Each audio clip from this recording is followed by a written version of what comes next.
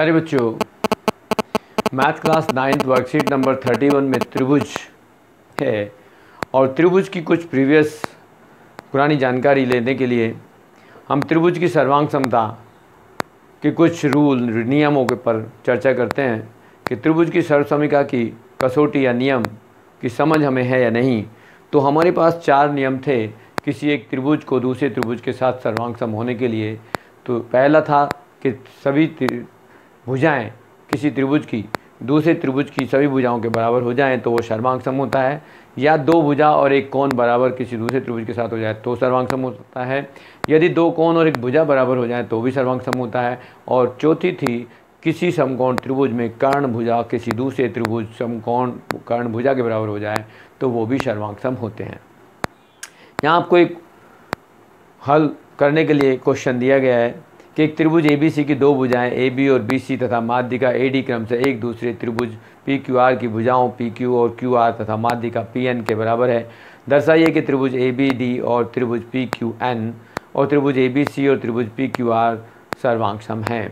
यदि आपको इन दोनों को देखना है तो ये देख रहे हो, पहले में त्रिभुज ABC है, उसमें एक माध्यिका AD है, दूसरे त्रिभुज में PQR है जिसमें माध्यिका PN है। यदि हम दोनों त्रिभुजों को आपस में ये दिखा दें कि ये सर्वांग सम हैं, जिसको हमें सर्वांग सम दिखाना है, तो उसके लिए हमें क्या क्या चाहिए, चाहे तो तीनों साइड बराबर हो जाएँ, या 2 साइड एक कोण बराबर हो जाए, या हमारे पास 2 कोण एक साइड बराबर हो जाएँ। यदि उस तरह से हम दिखा दें तो ये त्रिभुज सर्वांग सम होंगे।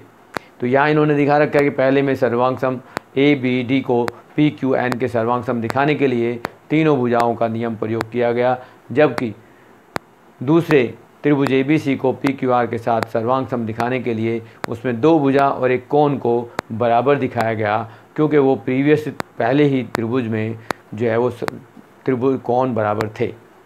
दूसरे उदाहरण में कहा गया कि BE और CF एक त्रिभुज ABC के 2 बराबर शीर्ष लंब हैं, जैसा कि पिछली वर्कशीट में तुम कर चुके हो। तो RHS सर्वांग समता नियम का प्रयोग करके सिद्ध कीजिए कि त्रिभुज ABC एक समद्विबाहु त्रिभुज है। यहाँ इसका उल्टा है जो क्वेश्चन वर्कशीट नंबर 30 में था कि वहाँ 2 भुजा बराबर थी और शीर्ष लंब बराबर सिद्ध करने थे। यहाँ 2 शीर्ष लंब बराबर हैं और भुजाएं बराबर दिखानी है। अब हमें क्वेश्चन नंबर 1 को देखना है। उसमें क्या है कि AD एक समद्विबाहु त्रिभुज ABC का एक शीर्ष लंब है जिसमें AB AC के बराबर है। दर्शाइए कि AD रेखाखंड BC को समद्विबाहित करती है। तो यहाँ क्वेश्चन नंबर हम 1 की बात करते हैं। तो एक त्रिभुज हमें दे रखा है कि ABC एक त्रिभुज है जिसमें AD एक शीर्ष लंब है और ये AB भुजा AC के बराबर है। शीर्ष लंब है तो ये दोनों कोण बराबर होंगे और यहाँ D होगा। तो यहाँ दिया क्या है, सबसे पहले तो हमें वो लिखना है। दिया है कि त्रिभुज ABC में AB AC के बराबर है और कह सकते हो कि AD भुजा BC पर लंब है। लंब है तो इसका मतलब होगा कोण ADB बराबर कोण ADC 90 डिग्री है।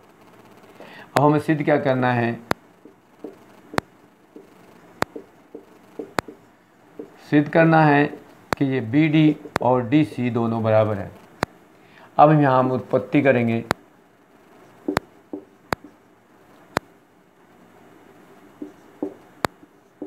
उत्पत्ति या प्रूफ हम लिखें तो क्या करेंगे, इन दोनों त्रिभुजों को सर्वांग सम दिखाओ। त्रिभुज ADB किसके सर्वांग सम होगा, ADC के। यदि हम इन दोनों त्रिभुज को लेते हैं, त्रिभुज ADB और त्रिभुज ADC को, तो देखेंगे क्या हमारे पास बराबर है। तो हमें दिया हुआ है AB AC के बराबर है, ADB कोण ADC के बराबर है 90 डिग्री है, ये भी दिया है। और यहाँ AD भुजा AD के बराबर है, वो उभयनिष्ठ है।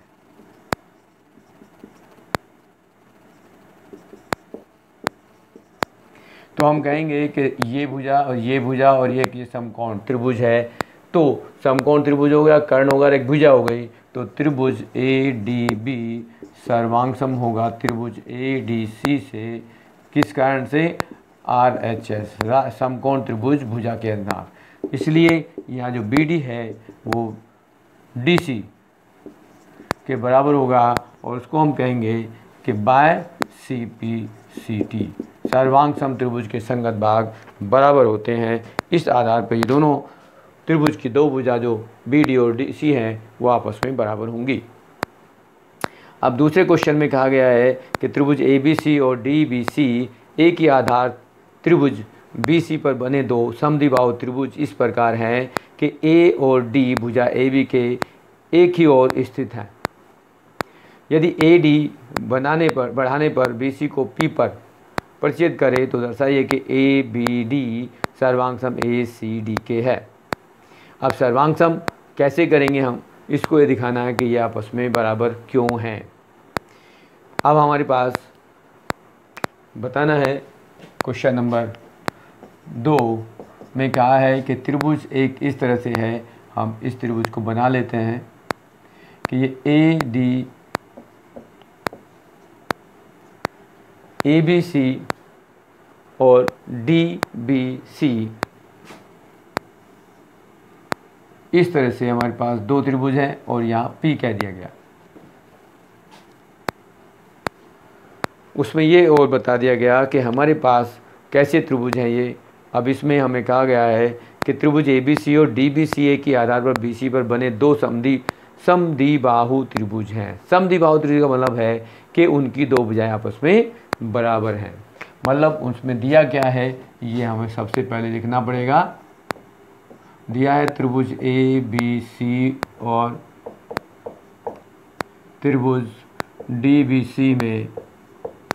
आप देखेंगे तो यहाँ हम कह रहे हैं कि AB जो है वो AC के बराबर है और BD DC के बराबर है। तो हमें सिद्ध क्या करना है, हमें सिद्ध करना है कि त्रिभुज ABD सर्वांग सम है त्रिभुज ACD के।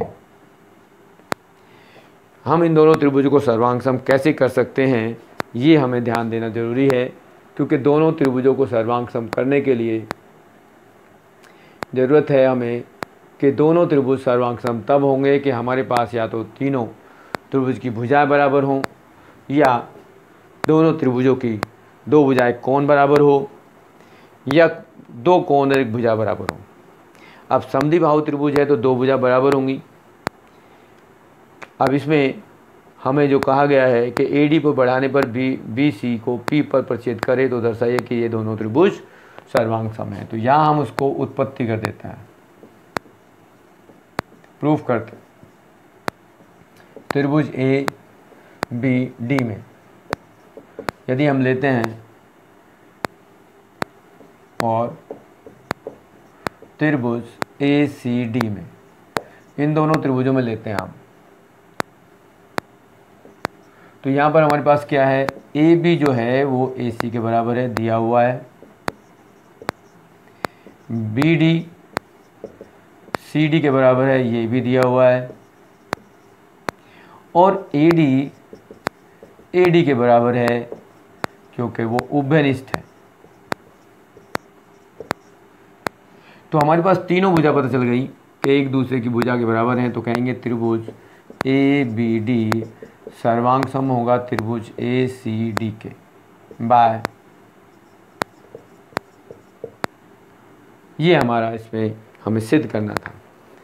इस तरह से हमारे पास ये क्वेश्चन नंबर 2 और वर्कशीट नंबर 31 के कंप्लीट हो जाते हैं। आप इसको कंप्लीट कर लेंगे।